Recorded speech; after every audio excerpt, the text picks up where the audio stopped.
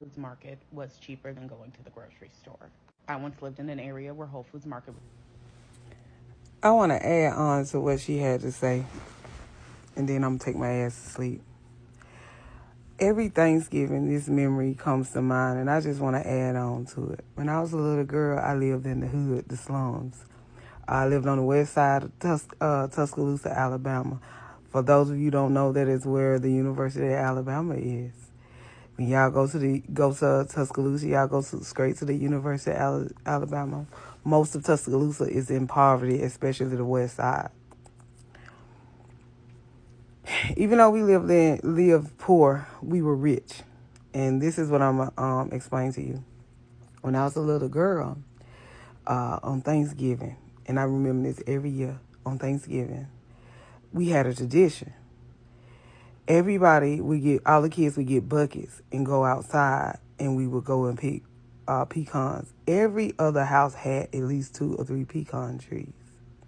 Not only that, everybody got food stamp where I was from.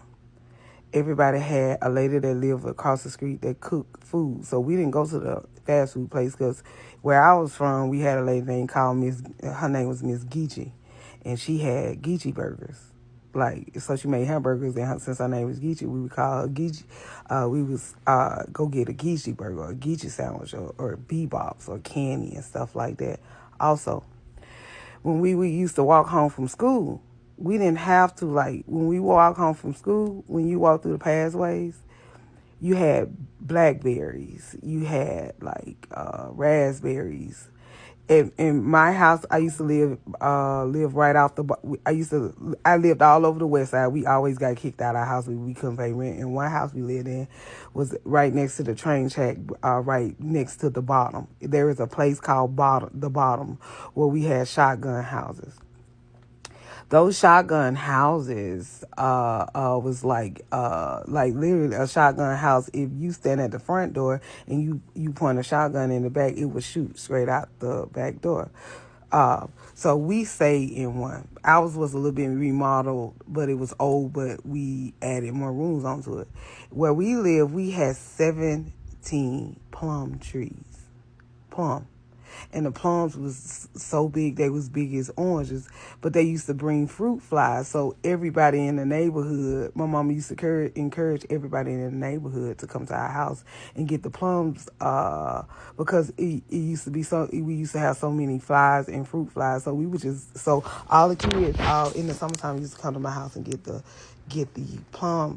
get those plums. We also had fig trees.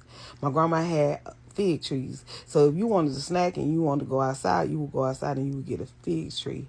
Also, we had this guy. It was always a dude that drove a raggedy truck that humped his hum. He used to drive around the hood, and he used to drive around the hood, and he used to tell y'all, "Hey, come on," because my mama used to get food stamp, and she would give him a book every time, a book of food stamp um, every time her food stamps came. So because she was always gone at work, so whenever he would come in the neighborhood, we would just go outside and get us what we needed to eat.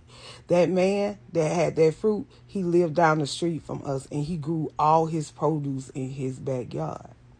I'm saying all this to say, when we were growing up in the hood, a lot of us was poor. So a lot of times we didn't even have to go to the store because we had food right there. We had the bebop lady, we had the fig trees, we had the plum trees, we had the apricot trees.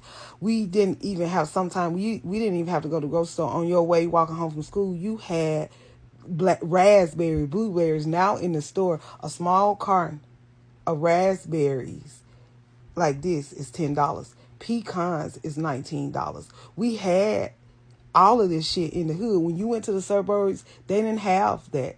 Every other house had a pecan tree. So if you was just really hungry and your mama went at home to fix you nothing to eat, you could go outside and you could pick pecans. Everybody had buckets of pecans. Everybody had peanuts. I'm saying all this to say, out of nowhere, I remember one day we was sitting on the porch, and out of nowhere it was this truck. and the guy was black. He would ride around the neighborhood in the truck, and people would be. I remember one day I asked my mom, why that man always coming around in that truck? My mama said supposedly he supposed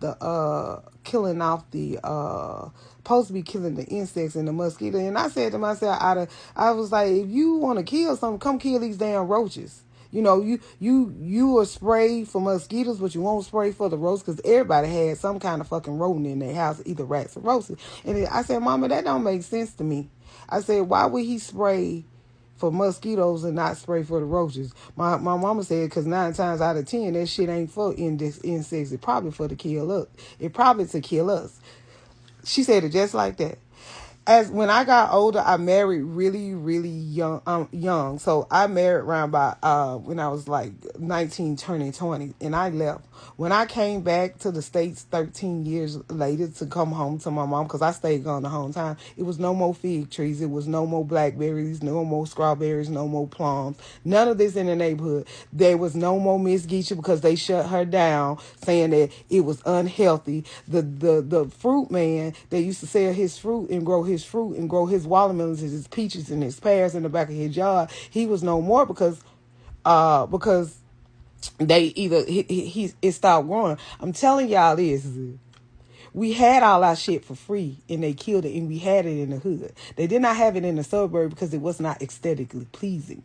But we had all the food that we need. I remember this. I remember when we was running around and we got hungry, we would go to somebody's house and get figs, or we would go and get peaches. My mama was right. She was being funny, but she was right. She was right. They was actually trying to kill us off. They did. They took our food source. We had it, and they took it away. So I don't know if this related to what she said, but her post made me have that memory. Every year when I make pecan pies, I think about the tradition that all the kids used to be outside picking pecans, and now there's no more pecans, because that man that used to spray that spray, he wasn't killing mosquitoes, he was killing our food source. I don't know. I don't know. I don't know if I'm making sense. I don't know if these facts. I did not look this up. This is my experience from when I was growing up, and this is what I saw when I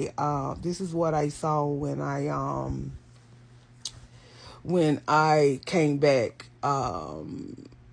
When I came back from overseas, because like I said, I married my husband and he was in the military, and we went overseas. And when I came back, that was the change that I saw. I don't know why, but her post made me think of this memory. Young girl, young sis, you gave a message, and I just wanted to continue it. You guys have a good night. Y'all have a happy day, a Merry Christmas. And if ain't nobody told you that they love you, I love you.